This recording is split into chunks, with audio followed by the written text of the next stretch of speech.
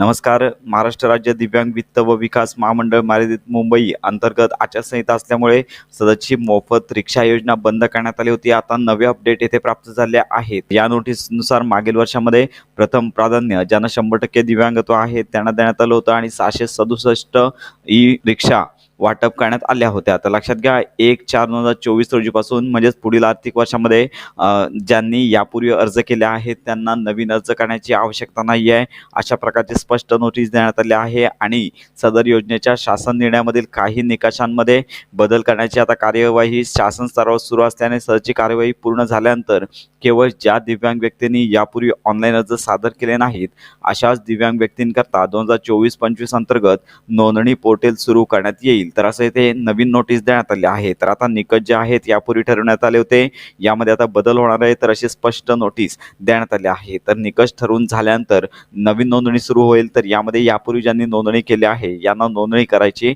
नाही आहे. तर अशा प्रकारे लवकरच ही ई रिक्षा योजना सुरू होईल. तर या संदर्भातले सर्व अपडेट आपल्या चॅनलवर दिल्या जातील. त्यामुळे खात्रीशीर माहिती करता फक्त योजना या यूट्यूब चॅनलच्या कनेक्टमध्ये राहा.